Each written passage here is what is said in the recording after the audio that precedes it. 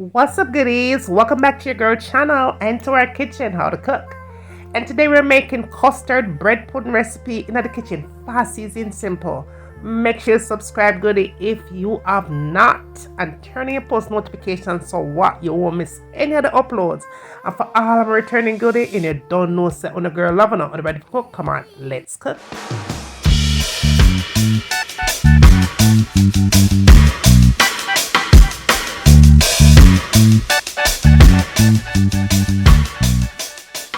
Alright, goodies, let's talk about our ingredients that we're going to need to make this really quick bread pudding recipe, but full with nothing but flavor. Alright, so this is the bread that I'm going to be using here. Now, this is all bread back that I have in here that I've been storing for like maybe over a month. They're very stale, so let's just say the more stale the bread, the better the bread pudding is going to be. All right, so I have a couple of bread back here that I'm going to use for the recipe, and the bread of choice here is 100% whole wheat bread. That's the route that we are going. Okay, but you can use any kind of a bread that you have in your kitchen, in your pantry, in your bread pantry. It's fine, but just make sure so the bread's stale, if that makes sense, right? All right, so what we're going to need in addition to that, to make a bread pudding, you're going to need some salt here. I do have some almond extract there. Then we're going to add some cinnamon powder and some nutmeg. We're also going to add some vanilla. I'm going to be giving it an island twist. So I chose to use a can of coconut milk or coconut cream, whatever you want to term it, right? Or fresh coconut. Now, as far as my sweetener of choice is concerned, you could use sugar if you want to add to the bread pudding. But for sweetener, I'm going to be using sweetened condensed milk creamer for this recipe. Now, I'm going to add some California grapes here. Raisins, that is.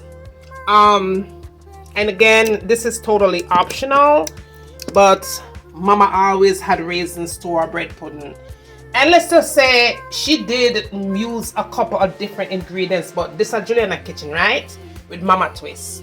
Now, I'm going to give it a nice little creamy, rich flavor when you're biting a bread pudding. So we're going to be working with the heavy whipping cream here to the mixture.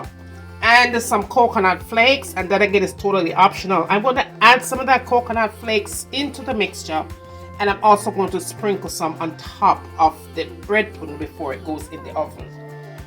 Now, you want to be sure that you have some all-purpose flour, and if you don't have the all-purpose flour, you could definitely substitute this out for bread flour, but you don't want to use that rising flour, that self-rising flour. No, don't use that one. Use all-purpose flour, and then of course you're going to need some eggs. Now, I have definitely made bread pudding before, veganize it by skipping the eggs. If you're not into the egg thing, you could always go applesauce. I've used applesauce for my bread pudding as well. So yeah, turn it up, right? So let's go ahead and get this together. Alright, goodies, make we turn up the bread pudding recipe now, man. Alright, so let's talk about the bread. Now, your bread that you use to make your bread pudding has to be stale. And when I say stale, I mean extra stale. The more stale the bread is the better the bread pudding is going to come out. My bread has been sitting for about 2 months in my refrigerator, alright? So it's nice and tough and almost getting ready to be thrown out, right? But no, honey, we're going to make bread pudding with these bread back. And as you can see, all I'm using here is the back part of the bread that nobody like to eat. That is what I use when I'm making my bread pudding. Now, I am using 100% whole wheat bread. But of course, if you don't like whole wheat bread, you could go ahead and substitute this out for any other kind of bread that you like in your kitchen. When I'm doing this, sometimes I use a knife to cut it up because it is hard. Or sometimes I just pinch it up like I'm doing here. But do whatever suits you, just as long as you get the bread diced up and ready for baking, right? So after you've completed that step and it looks pretty much like this, now is the time that we get the mixture. Your mixture is so important because this is where the flavor comes from. So here is how I'm doing mine. Now in my blender, y'all, I'm going to add about 6 eggs, and I'm using large eggs here. So we're doing 6 large eggs. We're not throwing anything out. We're using all of the eggs in here, okay? Now, after you've had your 6 eggs into your blender, you want to go in and add 1 can of coconut milk. Okay, 1 can of coconut milk. Now, to the 1 can of coconut milk, I'm adding some heavy whipping cream. And y'all, I will definitely list everything that I use for the recipe down in the description box, so go ahead and check it out. Now, as far as my sweetener is concerned, you could add sugar if you'd like, but for my recipe, I'm adding sweetened condensed milk. It is going to give it a nice, creamy, rich flavor, okay? I use sugar sometimes, but the condensed milk, honey, baby, it take it to another kind of level. So give this a try if you have never tried it before. Okay. Up next, we're going to be adding our custard pudding into the mix. However, you want to only use a half of the package and leave the remaining half to make your custard for the topping at the end, okay? So just be sure that you use half and leave half behind for later, because we're going to make a custard sauce, honey, to finish off a bread pudding, okay? Now, after you've done that, you want to go in and add about a half cup of flour, all-purpose flour. Then you add your flavor, which is vanilla, because you want this thing to taste nice, right? And then we're going to add some almond extract to it. And again, I will list everything that I use for the recipe down in the description, so go ahead and check it out. Make sure to say thumbs up the video on the way there, okay? And then we are going to add our nutmeg. And then we are going to add our cinnamon powder, because we need this thing to taste nice. We need our bread pudding to have a different kind of a flavor. We don't need our bread pudding to taste eggy. We need it to have flavor. And then add some salt. Cover it up. And we're going to blend this thing out nice and smooth for about a good 2 to 3 minutes until it's nice and creamy and smooth. Now, after you've done that, you want to go in and pour this mixture all over your bread. Now, if you feel like you don't have enough mixture when you pour out, based on how much bread you're using, go back and add some of that heavy whipping cream to it, just to give it an extra more. Or you could add the coconut milk if you have that, okay? But for me, mine was perfect. It was just enough to soak the bread, so I didn't have to add anything else, okay? Just go ahead and make sure that you're pressing the bread dough. Press it all the way into the mixture, so that way it will soak up perfectly.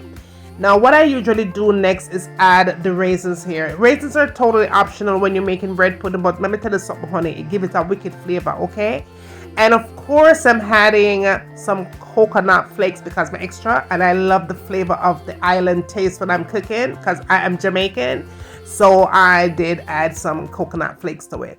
And so all I'm doing is just mixing everything in, just pressing it all the way down, so that way I could have the flavor from the coconut and the raisins from every single bite of my bread pudding, honey.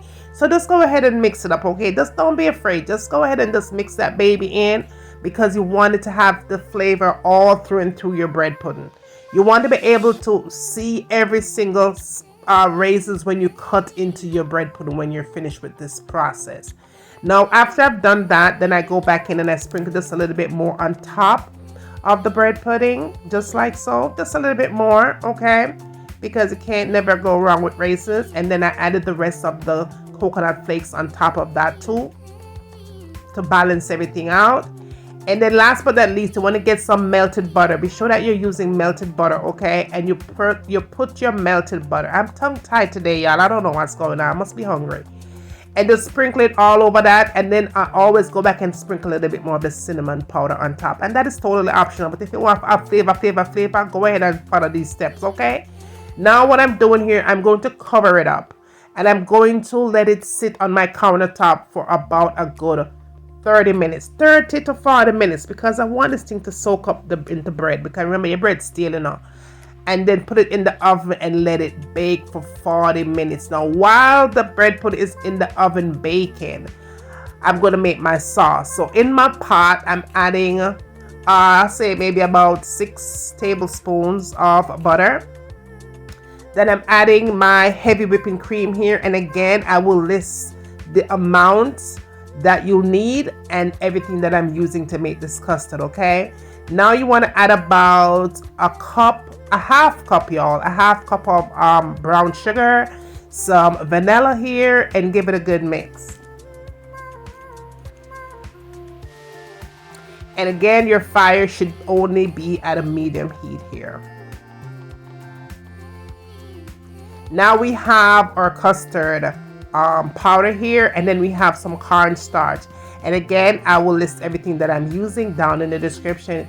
You want to go ahead and add some water, cold water that is, and mix everything in. Just go ahead and mix it in, okay? Just mix it all together here. And after you mix it all together, try to get it as smooth as you can. If you need to add more water to it, if it's too thick, go ahead and add your water, just like I'm doing here. Mine was a little bit too thick, so I go ahead and add some water to it to loosen it up just a little bit. But be sure that your water is cold for sure, because if you're using warm water, it's already going to be lumpy in the container.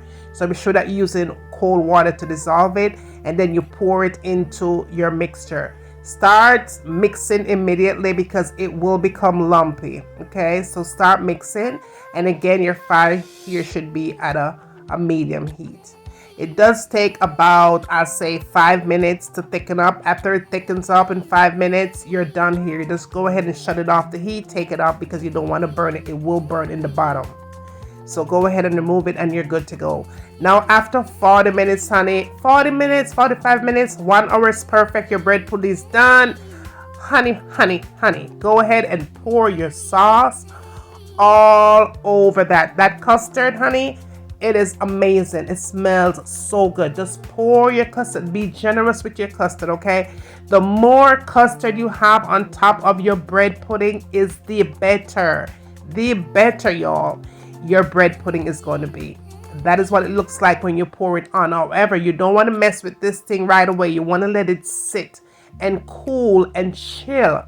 I like to eat mine the next day, but 45 minutes to 1 hour, let's just say whoever was in my house could not wait. So I just had to go ahead and just cut it all in there.